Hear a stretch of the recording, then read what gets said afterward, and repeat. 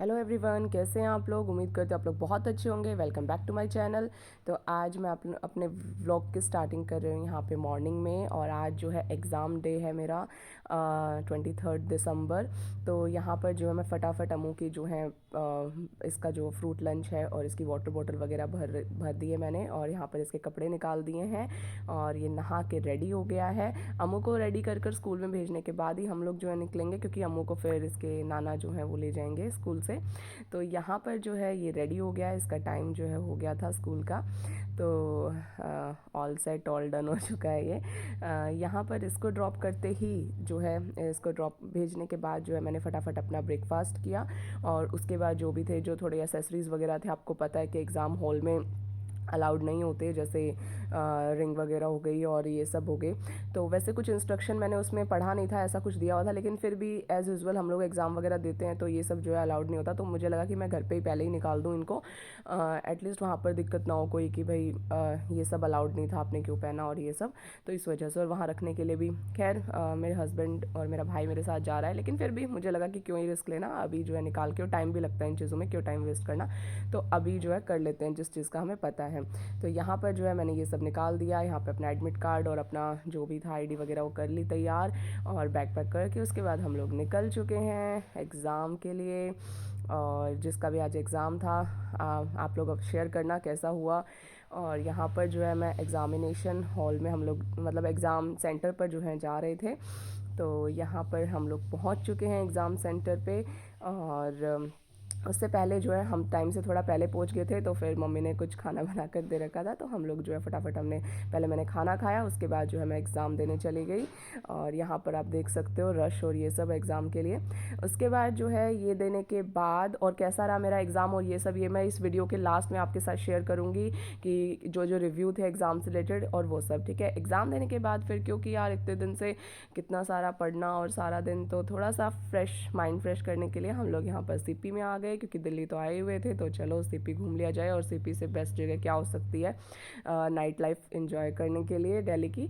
तो यहाँ पर जो है हम लोग आ गए, और ये बहुत ही ब्यूटीफुल लग रहा था सब कुछ, क्योंकि एक तो आपको पता ही है 25 दिसंबर आने वाला है, न्यू ईयर आने वाला है, तो बहुत ज़्यादा रौनक थी और बहुत ही ब्यूटीफुल लग रहा था ये सब।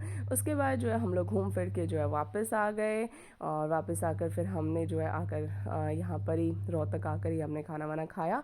और जो है ये था मेरा छोटा सा मिनी व्लॉग मेरे एग्ज़ाम का। कैसा लगा आपको ज़रूर बताना। और मैं अभी आपसे जो है रिव्यू शेयर करता हूँ।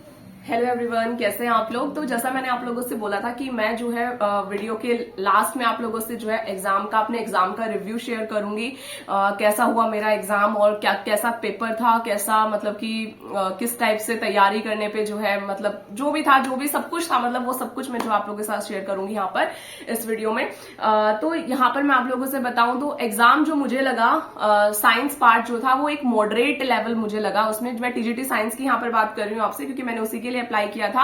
तो टीजीटी साइंस मुझे, जो अपने सब्जेक्ट की मैं सबसे पहले बात करूं, तो मुझे लगा मॉडरेट जो था, ना तो बहुत ज्यादा इजी था एग्जाम और ना बहुत ज्यादा डिफिकल्ट हम कह सकते हैं।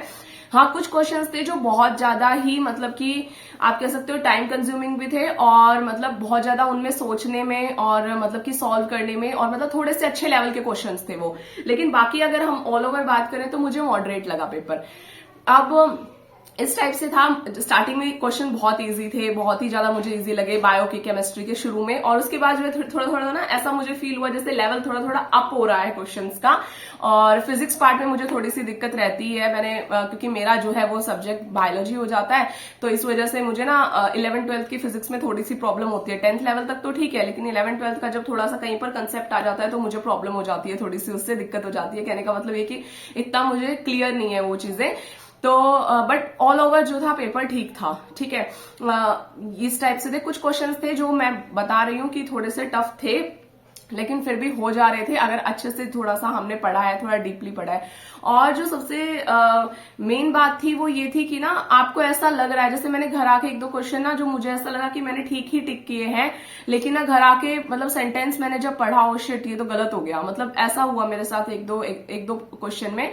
तो मतलब ना सेंटेंस काफी, मतलब आपको ऐसा लग रहा है बहुत इजी क्वेश्चन है, ये तो आपको आता है, और आप पढ़ोगे उसको, जब थोड़ा सा आपने अगर मान लो लीनियंटली पढ़ लिया, ध्यान से नहीं पढ़ा, तो वहीं पर जो है दिक्कत हो जा रही थी, तो वो चीज थी। उसके अलावा लेंथी तो बहुत था पेपर, मतलब बहुत टाइम लग रहा था, लेंथी था, हम कह रहे हैं इस बात को, तो एग्जाम जो है वो लेंथी था। उसके अलावा मैं जनरल पार्ट की अगर बात करूं तो सबसे पहले जनरल अवेयरनेस की अगर बात करूं तो जनरल अवेयरनेस में अपने लिए करूं तो मेरे ना, मैंने जनरल अवेयरनेस में सिर्फ स्टैटिक जीके की थी और जो है एजुकेशनल करंट अफेयर्स करे थे, बाकी करंट अफेयर्स वगैरह मैंने नहीं किए थे। और तो एजुकेशनल करंट अफेयर्स में से मैंने देखे होंगे हार्डली 2 या 3 ही क्वेश्चन थे, 2 ही क्वेश्चन थे शायद, और स्टैटिक जीके से भी ऐसे ही 3 या 4 मैक्सिमम जो है क्वेश्चंस होंगे शायद, ठीक है। तो इस टाइप से था, ऐसा ही था जनरल अवेयरनेस का पार्ट। तो फिर आती है रीजनिंग। रीजनिंग में क्वेश्चन इतने लेंथी थे पढ़ने में, हाँ इतने मुश्किल नहीं थे, 1-2 क्वेश्चन था जो थोड़ा अच्छे लेवल का था रीजनिंग में, अदरवाइज इतने मुश्किल नहीं थे, हम कर सकते थे, लेकिन लेंथी इतने थे कि आप उनको पढ़ोगे तो उनमें बहुत टाइम लगने वाला था। तो रीजनिंग ऐसे थी, ज्यादा टफ नहीं थी रीजनिंग, हाँ 1-2 क्वेश्चन था जो अच्छे लेवल का था, मतलब टफ ही कह सकते हो आप उसको, वो था। उसके अलावा जो है टीचिंग एप्टीट्यूड था, वो भी मतलब कि ठीक था, इतनी मतलब बिल्कुल इजी भी नहीं था कि डायरेक्ट ही आपसे पूछ लिया सब कुछ, और बहुत ज्यादा वो भी नहीं था, मतलब मॉडरेट ही था वो भी। उसके अलावा कंप्यूटर इजी था, मुझे उसमें ज्यादा कुछ ऐसा लगा नहीं, लेकिन हाँ फिर भी सिली मिस्टेक की वजह से 1-2 क्वेश्चन हैं जो मैंने गलत करे हैं उसके अंदर, तो ये सब था। उसके बाद आ जाती है लैंग्वेज की। लैंग्वेज बहुत इंपॉर्टेंट थी और आपको पता है क्वालिफाइंग भी है वो, तो फिर उसमें जो है इंग्लिश, हिंदी, और मैंने थर्ड लैंग्वेज में भी इंग्लिश ले रखी थी। तो जो फर्स्ट इंग्लिश थी और हिंदी थी वो बिल्कुल इजी थी, मतलब जैसे उसमें जो सिनोनियम्स एंटोनियम्स थे वो भी बहुत इजी थे, करेज का सिनोनियम पूछा गया था जैसे, और इस टाइप से जो है वो था बहुत ज्यादा, मतलब मुझे तो इजी लगी वो। और हिंदी भी काफी इजी थी, लेकिन जो सेकंड मतलब जो मैंने थर्ड लैंग्वेज में इंग्लिश ले रखी थी उसमें थोड़ा सा लेवल था, वो थोड़ा सा लेवल था, तो इसीलिए जो है मैंने बस उतने ही क्वेश्चन उसमें अटेम्प्ट किए जितने मुझे, मतलब मैं श्योर थी, क्योंकि मुझे डर लग रहा था उस चीज से, क्योंकि एक तो वो क्वालिफाइंग नेचर है, अगर मान लो उसको कहीं पे क्वेश्चन मतलब नेगेटिव मार्किंग की वजह से नंबर कम आ गए तो पूरा पेपर ही चेक नहीं होगा, तो फायदा ही क्या है उसको पूरे को देने का। तो इस वजह से मैंने जो है बहुत ही ध्यान से जो है ये जो लैंग्वेज कॉम्पिटेंसी वाला था तो मैंने बहुत ध्यान से किया था ये पेपर, और जिनमें मुझे डाउट था मैंने उन क्वेश्चन को टच भी नहीं किया था, मतलब डाउट इन द सेंस अगर मुझे 50-50 भी लग रहा था किसी ऑप्शन में, मैंने जब भी उनको टिक नहीं किया, इतना था उसमें। फर्स्ट जो 2 थी हिंदी इंग्लिश वो तो मैंने मतलब अच्छे से की थी, उसमें तो मैंने 9 क्वेश्चन 8 क्वेश्चन अटेम्प्ट किए थे, लेकिन जो लास्ट वाला था जो थर्ड लैंग्वेज थी जो मेरी इंग्लिश थी, उसमें जो है मैंने कम क्वेश्चन अटेम्प्ट किए हैं, मेरे ख्याल से मैंने 5 ही क्वेश्चन उसमें अटेम्प्ट किए थे, क्योंकि वो थोड़ी लेवल की थी और मैं रिस्क नहीं लेना चाहती थी बिल्कुल भी, क्योंकि जो है 40% क्राइटेरिया है उसका, 10 में से 40% मतलब 4 नंबर तो आपको चाहिए, अदरवाइज एग्जाम ही चेक नहीं होगा।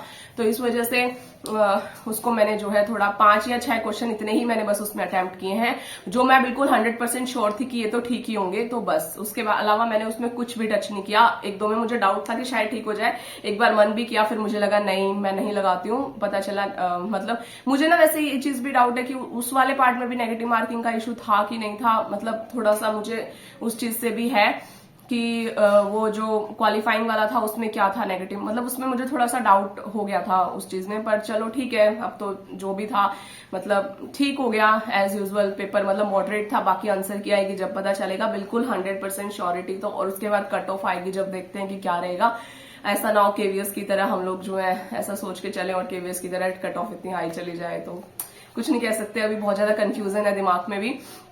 तो बस मेरे एग्जाम का जो रिव्यू था वो यही था। आप लोग भी अपना रिव्यू शेयर करना, आप लोगों का कैसा हुआ एग्जाम, आप लोगों को कौन सा पार्ट टफ लगा, इजी लगा, हम लोग जो है डिस्कस तो कर ही सकते हैं इतने, तो आप लोग जरूर मेरे साथ शेयर करना, ठीक है। Thank you very much. अगर ये वीडियोस आपको अच्छी लगती हैं, व्लॉग्स अच्छे लगते हैं तो लाइक कर देना, शेयर कर देना, चैनल को सब्सक्राइब कर देना। Thank you very much, bye bye.